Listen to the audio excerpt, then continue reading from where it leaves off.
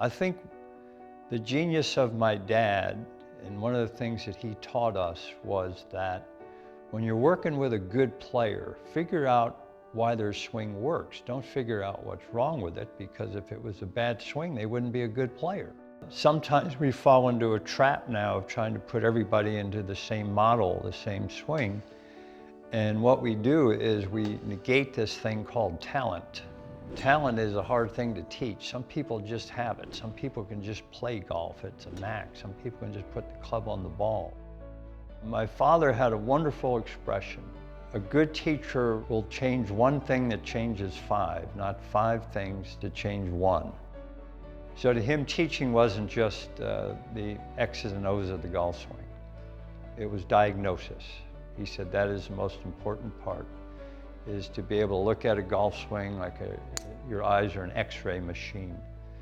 Look at somebody's ball flight and look at the one thing that they're doing that is infecting the rest of their swing. And that will be the art of teaching. Bill, 71 years young. Let's see what you got. Boy, not a lot, but I got a little bit left here. Let's see. I might need a little help from you, Chris.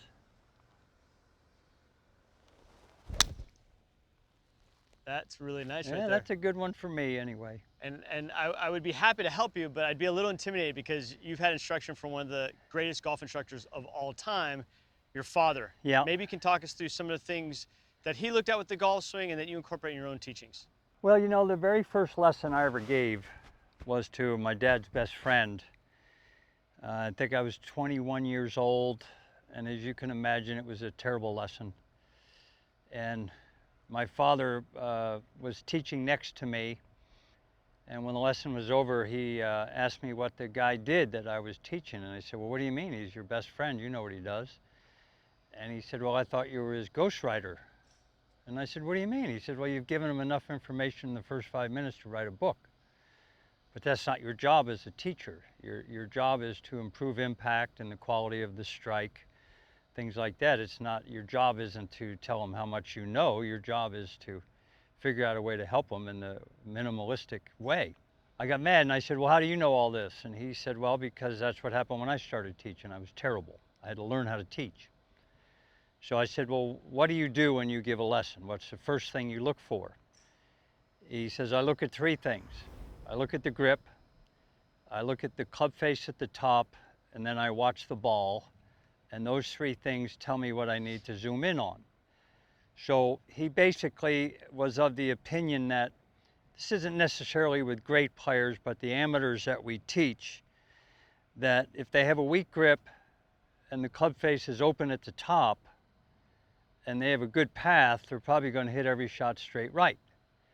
So then they'll train themselves to come over it to get that ball starting left, which might be okay with the lofted clubs, but when they get to the straight face clubs, it's a very weak slice and to the right. And then everybody will see the divots going left, and they'll tell the guy he's coming over it. He tries to hit from the inside, he hits it straight right, that doesn't work. So his feeling was that you had to find out where the infection started and what was altering the club face. And in many cases, very, very rarely do I give an amateur golfer and my first impression is, boy, there's a beautiful grip. Yeah. It doesn't happen very often. So that was kind of his thing that he taught us right away, that once you watch where the ball goes, you have to know what to look for in the swing. What is opening the club face? Sometimes they do it with a neutral grip or a strong grip. So he always felt that you had to focus on the thing that was hitting the ball.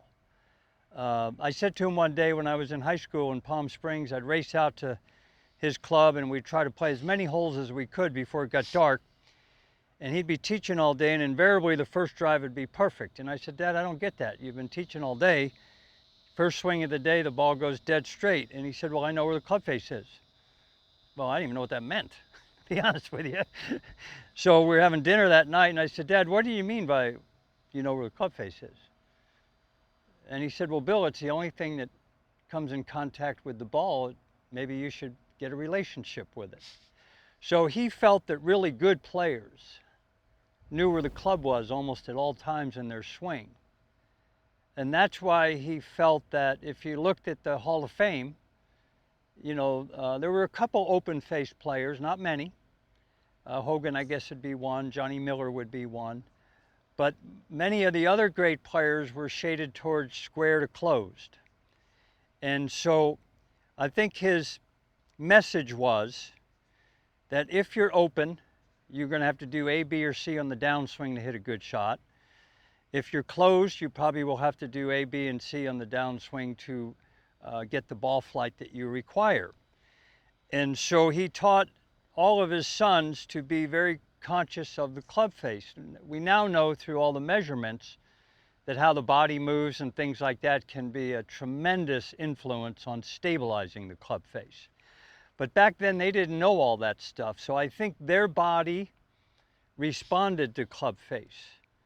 So my dad always said he'd rather be ahead of it than behind it. That was just his feel. Now I don't think he got ahead of it, but that was his feel because he was a very bowed left wrist shut face player.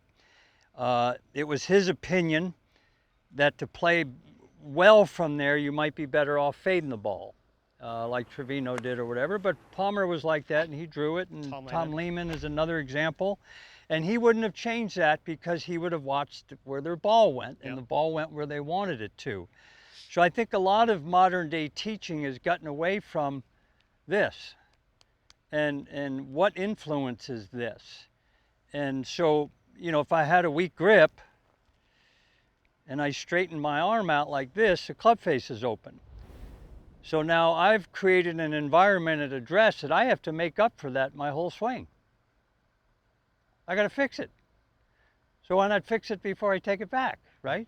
So if I had a pretty neutral grip, straighten the arm out, club face wasn't altered, slightly strong, it would close slightly. So he always felt this would be better than that. Mm-hmm.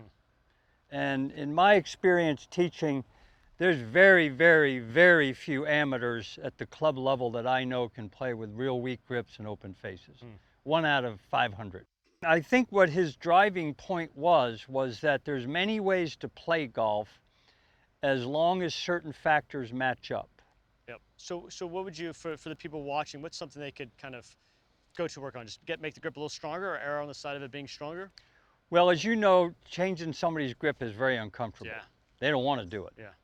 I don't want to do it. I'm going through a grip change right now, and every time I put my hand on the club, I got somebody on this shoulder saying I don't want to do it. Yeah. But I think I have to do it to play better. So I have to make that decision. Do I want to be comfortable and not get better, or get uncomfortable for a little bit and hopefully get better? So because I'm trying to strengthen my grip, what I fool with is closing the club face a little bit at address and then putting my normal grip on it. So to me, I haven't changed my grip. Yeah. I've changed the club face, and then when I put it down and square the club face up, the grip is a little more stronger. But because I didn't start with and do all this stuff, it doesn't feel as weird. Right. Now, the guy who taught my dad, who made him the golfer that he turned out to be, was Craig Wood. Mm-hmm. And Craig Wood was a shut face fader. Craig Wood hit every shot like this. Started like this with drivers, club face closed like that. And then moved and did that. And so I said to my dad one time, well, how did Uncle Craig play so well that way with the club face closed? He said, well, it really wasn't, because if he squared it up, he just had a strong grip. Yeah. Which is interesting. Yeah. So he said he just did that, right. But if he squared it up, it would look like his grip was stronger. Right. So there's a lot of ways for us to trick people, because sometimes teaching is trickery, because we're asking them to do something they don't want to do. And so I have a lot of my students close the club face first and then grip it normally. And I said, now bring it down square, and it doesn't feel as awkward to them.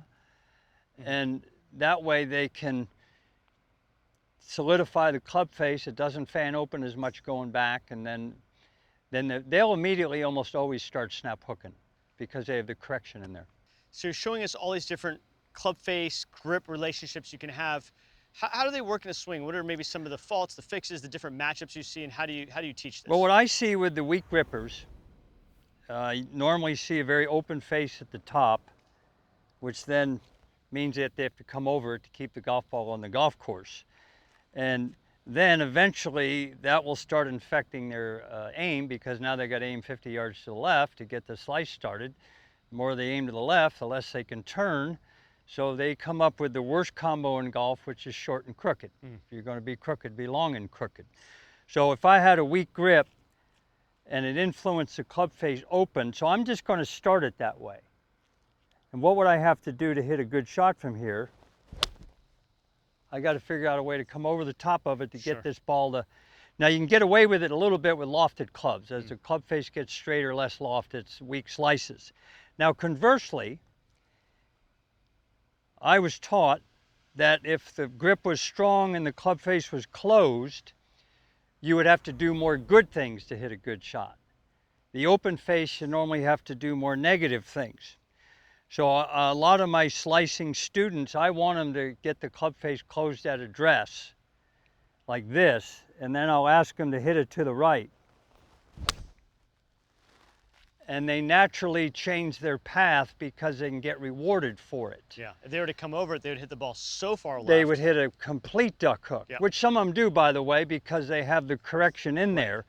But they get penalized for that motion, and they start to adjust. Exactly right, and they should get penalized for it. So I think as a teacher, I would much rather work, especially the amateur golfer, out of strong club face positions than weak club face positions.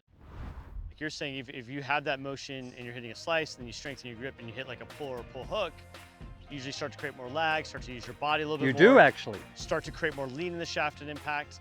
A lot of what we consider the counter to that over-the-top scoopy move. Correct. Tends to show up organically. So. I agree with you, but you correct that by correcting something else. Yep. Cool. Which I think is the key to teaching.